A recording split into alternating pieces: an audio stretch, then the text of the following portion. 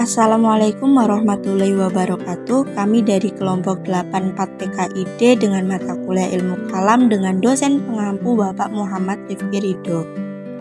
Jadi di sini kelompok kami akan menjelaskan pokok-pokok pemikiran kalam menurut Muhammad Abduh atau Muhammad Iqbal.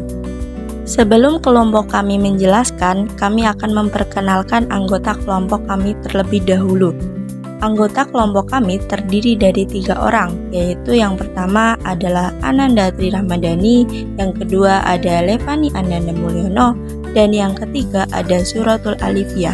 Riwayat Muhammad Abduh. Muhammad Abduh lahir di Mahalat, Nasr, Mesir pada tahun 1849 dan wafat pada 1905. Ayahnya yang bernama Abdul Hasan Khairullah yang berdarah Turki yang lama menetap di Mesir. Pendidikan awalnya yang dilakukan di rumah dengan cara membaca, menulis, dan menghafal Al-Quran.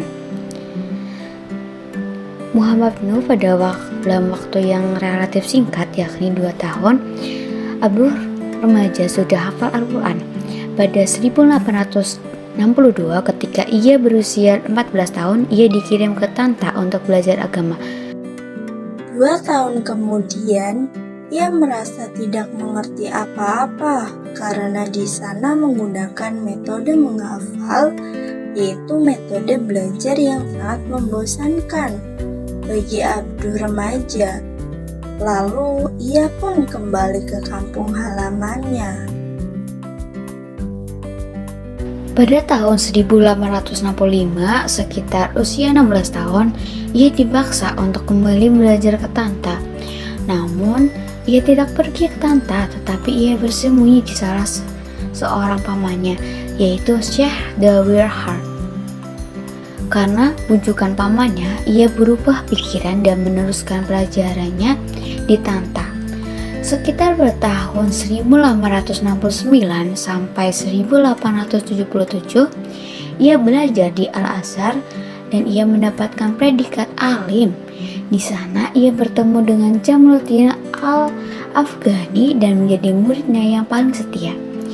Pada tahun 1879, Abdul dibuang ke keluar kota Kairo karena dituduh turut berperan dalam mengadakan gerakan Hadewiyat Taufik. Hanya setahun ia dibuang. Pada tahun 1880, ia akhirnya kembali dan kemudian diangkat menjadi redaktur surat kabar resmi pemerintah Mesir.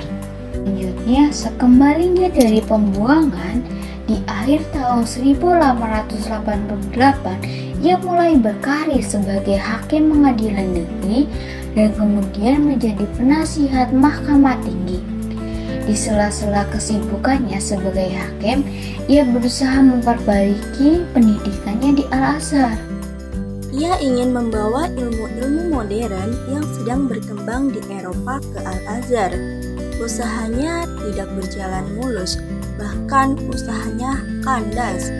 Banyak tantangan dari para ulama yang berpegang teguh pada tradisi lama. Pada tahun 1899, ia diangkat menjadi mufti di Mesir. Di tahun yang sama, ia juga diangkat menjadi anggota Majelis Syura. Oke, kita lanjut ke kedudukan akal dan fungsi wahyu. Muhammad Abduh berpendapat bahwa jalan yang dipakai untuk mengetahui Tuhan bukanlah melalui wahyu saja, tetapi dengan akal. Dengan kekuatan akal yang ada dalam diri manusia, manusia berusaha mengetahui tentang adanya Allah. Pengetahuan yang sudah diperoleh oleh akal itu kemudian diperkuat dengan turunnya wahyu kepada umat manusia melalui perantara utusan Allah, yakni para nabi dan rasul. Sementara itu, fungsi wahyu menurut Muhammad Abduh adalah meliputi memberi keyakinan kepada manusia bahwa jiwa akan terus hidup setelah tubuh jasmani hancur, menolong akal untuk mengetahui keadaan hidup manusia di akhirat dan memberi tuntunan cara bersyukur.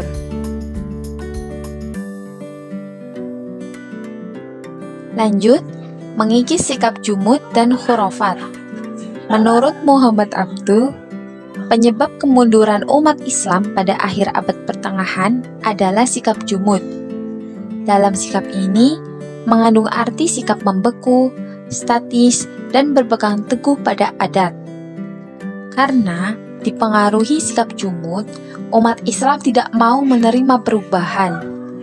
Timbulnya sikap jumud berawal dari tradisi orang-orang non-Islam yang kemudian masuk Islam dengan tetap membawa adat istiadat dan paham-paham animistis. Lanjut, pintu ijtihad tidak tertutup. Muhammad Abduh pada mulanya bermadzhab Maliki, tetapi di Al-Azhar ia mempelajari mazhab Hanafi. Ia menghargai semua mazhab, tetapi ia tidak mau terikat pada salah satu daripadanya. Mazhab menurut pendapatnya adalah jalan yang ditempuh ulama pada masa lalu dalam memahami Al-Quran dan hadis. Dalam sejarah pemikiran Islam, ijtihad telah banyak digunakan. Ijtihad dalam arti berusaha keras untuk mencapai atau memperoleh sesuatu. Dan dalam istilah fikih, ijtihad berarti berusaha keras untuk mengetahui hukum sesuatu melalui dalil-dalil agama. Lanjut ke politik. Dalam bidang politik, Muhammad Abduh berpendapat bahwa kekuasaan negara harus dibatasi oleh konstitusi. Pemerintah wajib bersikap adil terhadap rakyat. Sebaliknya, terhadap pemerintah yang adil, rakyat harus patuh dan setia. Muhammad Abduh menghendaki kehidupan politik yang demokratis yang didasarkan atas musyawarah. Karena menurutnya, kepala negara adalah manusia biasa yang mempunyai nafsu. Ia dapat berbuat salah.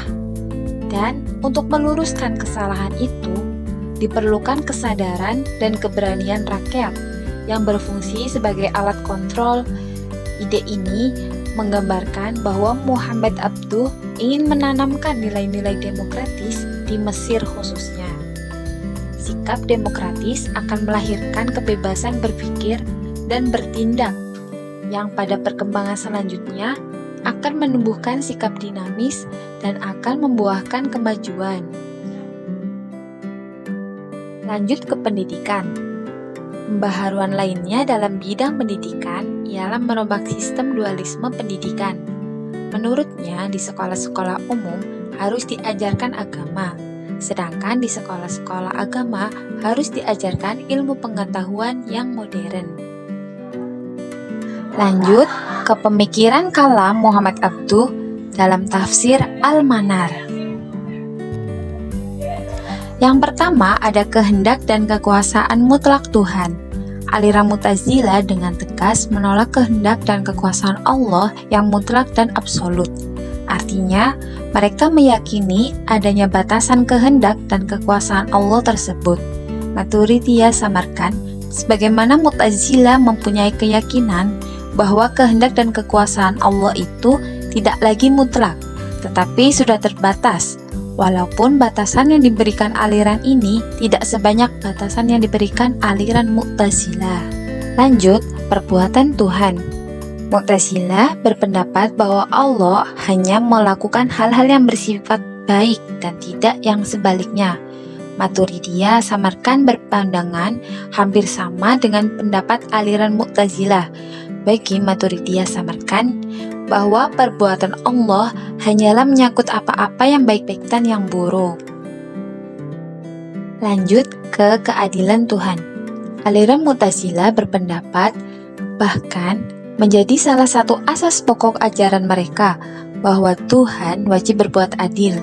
Hal ini sebagaimana dijelaskan dalam 5 asas aliran Mu'tazilah yang disebut dalam Usul Al-Khamsah. Selaras dengan berpendapat aliran rasional Mu'tazilah di atas, aliran Maturidiyah samarkan juga mengemukakan bahwa keadilan Allah adalah lawan dari sifat zalim. Mereka berpendapat dengan menegaskan bahwa Tuhan pun wajib berbuat adil dengan setiap manusia, karena Allah wajib bersifat adil kepada manusia, maka Allah pun terlarang berlaku aniaya zalim kepada manusia. Sekian dari penjelasan kelompok kami, kurang lebihnya mohon maaf dan kami ucapkan terima kasih yang sudah menonton. See you next time.